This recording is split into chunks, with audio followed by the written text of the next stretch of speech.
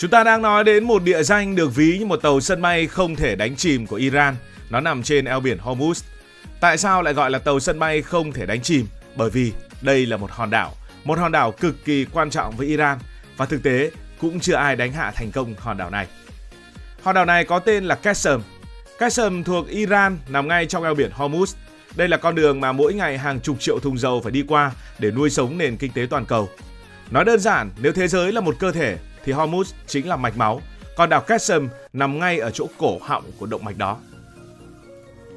Từ đảo Qeshm nhìn sang, bạn sẽ thấy bờ biển Iran chỉ cách vài km. Xa hơn một chút đó là Oman và các tiểu vương quốc Ả Rập Thống Nhất. Tất cả đều nằm trong một không gian rất chật, rất hẹp nhưng lại cực kỳ quan trọng. Có những đoạn của eo biển này, luồng tàu chỉ rộng một vài km, nghĩa là tàu dầu khổng lồ của thế giới dài cả trăm mét phải đi qua một hành lang gần như cố định và không thể tránh sang trái hay tránh sang phải.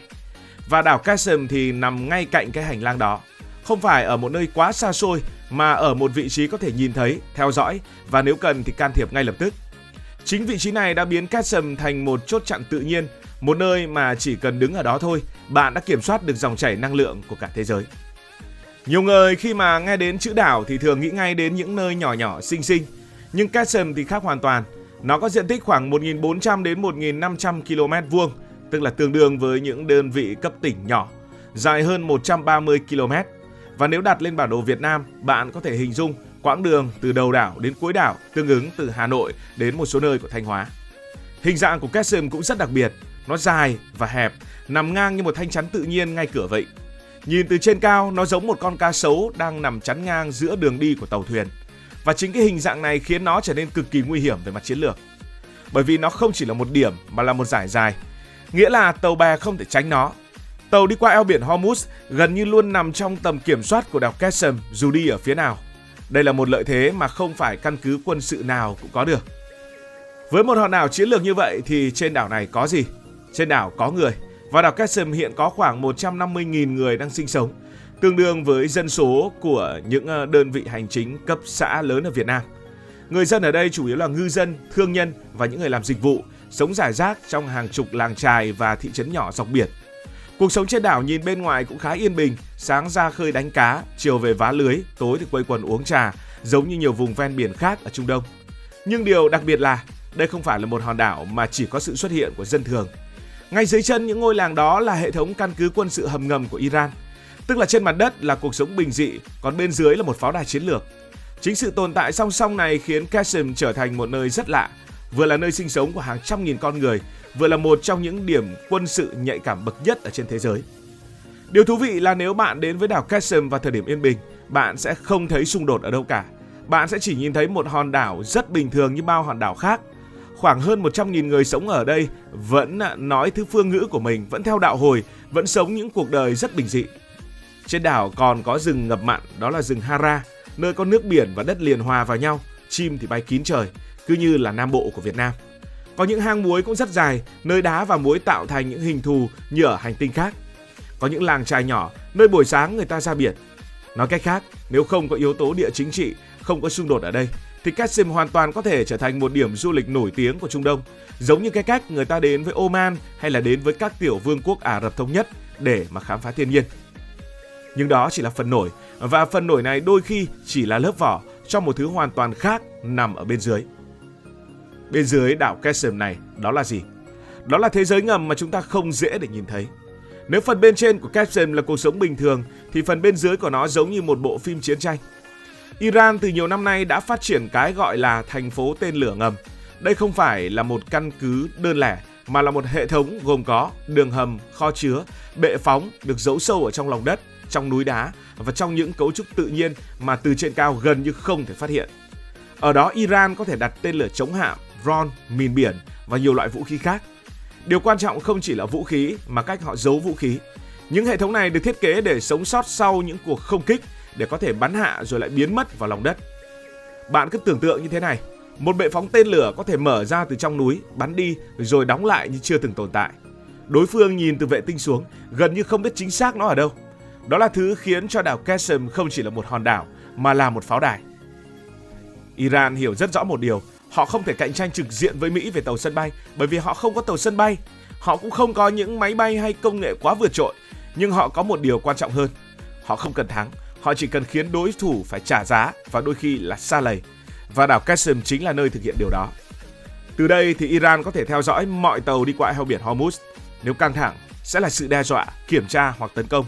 Không cần đánh chìm cả đoàn tàu, chỉ cần một vài vụ tấn công hoặc đôi khi chỉ cần một sự đe dọa, thậm chí là nguy cơ tấn công xảy ra thôi, cũng đủ khiến các công ty vận tải, các hãng bảo hiểm và các quốc gia phải chùn bước. Chiến lược này rất đơn giản nhưng hiệu quả, không cần phá hủy hệ thống, chỉ cần làm cho nó không dám hoạt động một cách bình thường. Thế nên người ta mới gọi đây là tàu sân bay không thể chìm. Một tàu sân bay truyền thống sẽ là một căn cứ quân sự di động, nó mang máy bay, mang vũ khí, đi đến đâu là tạo ra sức mạnh ở đó.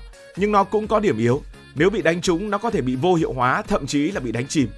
Còn đảo Qasem thì ngược lại, nó là một căn cứ triển khai sức mạnh nhưng nó không di chuyển, nó nằm đó cố định, bám vào đất liền, trải dài hàng trăm cây số. Bạn không thể đánh chìm nó như một tàu sân bay. Muốn phá đảo Qasem thì cần phải tấn công toàn bộ hòn đảo, phải phá hủy từng hệ thống ngầm, từng bệ phóng, từng kho chứa. Đó không còn là một cuộc tấn công quân sự đơn lẻ, mà là một chiến dịch quy mô lớn kéo theo vô số những hệ quả trước khi nói đến hiệu quả. Vì vậy người ta gọi nó là tàu sân bay không thể chìm, không phải vì nó giống cái tàu sân bay, mà vì nó làm được những gì mà tàu sân bay làm nhưng lại không có điểm yếu của tàu sân bay. Thế thì đảo này đã từng bị tấn công hay chưa? Nói về lịch sử dài hạn thì đảo Qasem chưa từng bị tấn công theo quy mô lớn trong các cuộc chiến tranh cổ điển. Không có chuyện binh lính nước nào đó đổ bộ, cũng không có những trận đánh đẫm máu biến nó thành chiến trường công khai như nhiều nơi khác ở Trung Đông. Phần lớn thời gian thì hòn đảo này vẫn là một khu dân cư kết hợp với thương mại du lịch bình thường và phía dưới là những căn cứ quân sự. Nhìn vào bối cảnh hiện đại, đặc biệt là các kịch bản xung đột gần đây, thì câu chuyện bắt đầu khác đi. Đã có những thông tin cho thấy các cuộc không kích có thể nhắm vào cơ sở hạ tầng trên đảo, ví dụ như nhà máy khử mặn, một mục tiêu cực kỳ quan trọng với dân cư. Điều này cho thấy một thực tế, nếu chiến sự leo thang, Qasem không còn là vùng an toàn mà hoàn toàn có thể trở thành mục tiêu quân sự. Và điểm đặc biệt là, dù có bị tấn công, Qasem cũng không dễ bị vô hiệu hóa. Lý do nằm ở hệ thống công trình ngầm bên dưới. Đó là những thành phố tên lửa được giấu sâu trong lòng đất. Tức là ngay cả khi bên trên mặt đất có bị đánh trúng, phần nguy hiểm nhất vẫn có thể còn nguyên. Và đó chính là điều khiến các đối thủ phải cân nhắc rất kỹ.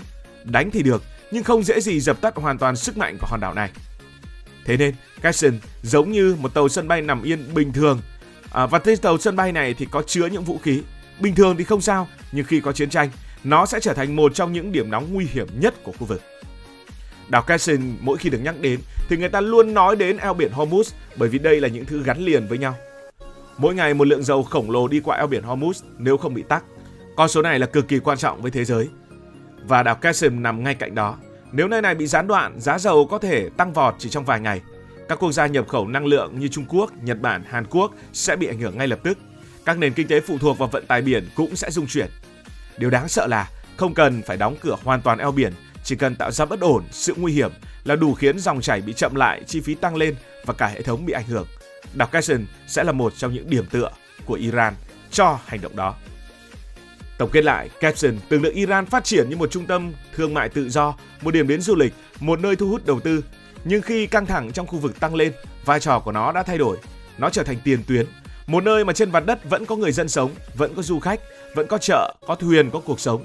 Nhưng bên dưới là một hệ thống quân sự sẵn sàng hoạt động bất kỳ lúc nào. Sự song song này tạo ra một cảm giác rất đặc biệt, một nơi vừa yên bình, vừa căng thẳng, một nơi mà người ta có thể uống trà nhìn biển, nhưng cũng biết rằng dưới chân mình là đường hầm chứa vũ khí. Nếu cảm thấy câu chuyện này thú vị, bạn hãy nhấn nút like và nếu có thể thì đăng ký kênh để ủng hộ ekip. Đừng quên đóng góp những chủ đề có thể thực hiện ở trong tương lai. Hẹn gặp lại trong những video tới. Cảm ơn các bạn đã dành sự đồng hành cùng Hải Thanh Story đi qua những vùng đất, khám phá những điều mới.